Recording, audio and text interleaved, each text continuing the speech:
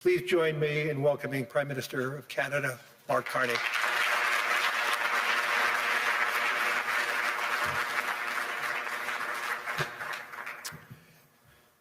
Thank you very much, Larry. I'm going to start in French, and then I'll switch back to English. Merci, Larry.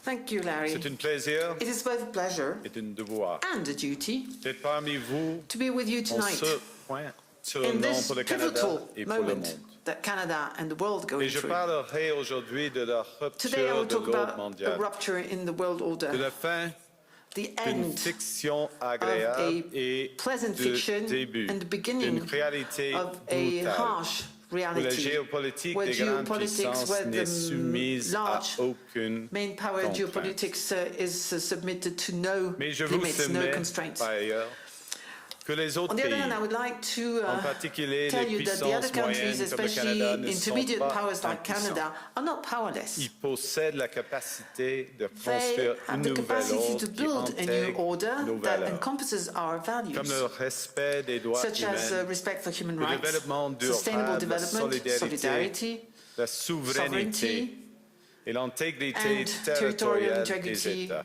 of the various states. La puissance des moins The puissants power of the less power commence par l'honnêteté. with honesty. It seems that every day we're reminded that we live in an era of great power rivalry, that the rules-based order is fading, that the strong can do what they can and the weak must suffer what they must. And this aphorism of Thucydides is presented as inevitable, as the natural logic of international relations reasserting itself. And faced with this logic, there is a strong tendency for countries to go along to get along, to accommodate, to avoid trouble, to hope that compliance will buy safety. Well, it won't. So what are our options? In 1978, the Czech dissident Václav Havel, later president, wrote an essay called The Power of the Powerless. And in it, he asked a simple question: how did the communist system sustain itself? And his answer began with the greengrocer. Every morning, this shopkeeper places a sign in his window: "Workers of the world unite." He doesn't believe it. No one does. But he places a sign anyway to avoid trouble, to signal compliance, to get along. And because every shopkeeper on every street does the same, the system persists. Not through violence alone, but through the participation of ordinary people in rituals they privately know to be false. Havel called this living within a lie. The system's power comes not from its truth, but from everyone's willingness to perform as if it were true. And its fragility comes from the same source. When even one person stops performing, when the greengrocer removes his sign, the illusion begins to crack. Friends, it is time for companies and countries to take their signs down. For decades,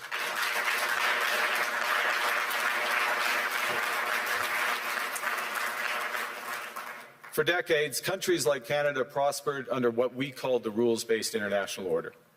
We joined its institutions, we praised its principles, we benefited from its predictability. And because of that, we could pursue values-based foreign policies under its protection. We knew the story of the international rules-based order was partially false, that the strongest would exempt themselves when convenient, that trade rules were enforced asymmetrically. And we knew that international law applied with varying rigor depending on the identity of the accused or the victim. This fiction was useful, and American hegemony in particular helped provide public goods, open sea lanes, a stable financial system, collective security, and support for frameworks for resolving disputes. So we placed the sign in the window. We participated in the rituals, and we largely avoided calling out the gaps between rhetoric and reality. This bargain no longer works. Let me be direct. We are in the midst of a rupture, not a transition. Over the past 2 decades, a series of crises in finance, health, energy, and geopolitics have laid bare the risks of extreme global integration. But more recently, great powers have begun using economic integration as weapons. Tariffs as leverage, financial infrastructure as coercion, supply chains as vulnerabilities to be exploited. You cannot live within the lie of mutual benefit through integration when integration becomes the source of your subordination. The multilateral institutions on which the middle powers have relied, the WTO, the UN, the COP, the architecture, the very architecture of collective problem solving are under threat. And as a result, many countries are drawing the same conclusions, that they must develop greater strategic autonomy in energy, food, critical minerals, in finance and supply chains. And this impulse is understandable. A country that can't feed itself, fuel itself, or defend itself has few options. When the rules no longer protect you, you must protect yourself. But let's be clear-eyed about where this leads. A world of fortresses will be poorer, more fragile, and less sustainable. And there's another truth. If great powers abandon even the pretense of rules and values for the unhindered pursuit of their power and interests, the gains from transactionalism will become harder to replicate. Hegemons cannot continually monetize their relationships. Allies will diversify to hedge against uncertainty. They'll buy insurance, increase options, in order to rebuild sovereignty. Sovereignty that was once grounded in rules but will increasingly be anchored in the ability to withstand pressure. This room knows this is classic risk management. Risk management comes at a price. But that cost of strategic autonomy, of sovereignty, can also be shared. Collective investments in resilience are cheaper than everyone building their own fortresses. Shared standards reduce fragmentations. Complementarities are positive sum. And the question for middle powers like Canada is not whether to adapt to the new reality. We must. The question is whether we adapt by simply building higher walls or whether we can do something more ambitious. Now, Canada was amongst the first to hear the wake-up call, leading us to fundamentally shift our strategic posture. Canadians know that our old, comfortable assumptions that our geography and alliance memberships automatically conferred prosperity and security, that assumption is no longer valid. And our new approach rests on what Alexander Stubb, the President of Finland, has termed value-based realism. Or to put another way, we aim to be both principled and pragmatic. Principled in our commitment to fundamental values, sovereignty, territorial integrity, the prohibition of the use of force except when consistent with the UN Charter, and respect for human rights. And pragmatic in recognizing that progress is often incremental, that interests diverge, that not every partner will share all of our values. So we're engaging broadly, strategically, with open eyes. We actively take on the world as it is, not wait around for a world we wish to be. We are calibrating our relationships so their depth reflects our values. And we're prioritizing broad engagement to maximize our influence, given the fluidity of the world at the moment, the risks that this poses, and the stakes for what comes next. And we are no longer just relying on the strength of our values, but also the value of our strength. We are building that strength at home. Since my government took office, we have cut taxes on incomes, on capital gains, and business investment. We have removed all federal barriers to interprovincial trade. We are fast-tracking $1 trillion of investments in energy, AI, critical minerals, new trade corridors, and beyond. We're doubling our defense spending by the end of this decade, and we're doing so in ways that build our domestic industries. And we are rapidly diversifying abroad. We've agreed a comprehensive strategic partnership with the EU, including joining SAFE, the European Defence Procurement Arrangements. We have signed 12 other trade and security deals on 4 continents in 6 months. The past few days, we've concluded new strategic partnerships with China and Qatar. We're negotiating free trade pacts with India, ASEAN, Thailand, Philippines, and Mercosur. We're doing something else.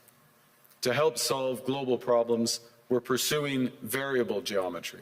In other words, different coalitions for different issues based on common values and interests. So on Ukraine, we're a core member of the Coalition of the Willing and one of the largest per capita contributors to its defense and security. On Arctic sovereignty, we stand firmly with Greenland and Denmark and fully support their unique right to determine Greenland's future.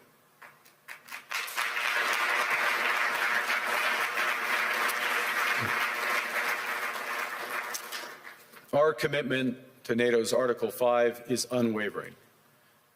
So we're working with our NATO allies, including the Nordic-Baltic 8, to further secure the alliance's northern and western flanks, including through Canada's unprecedented investments in over-the-horizon radar, in submarines, in aircraft, and boots on the ground, boots on the ice.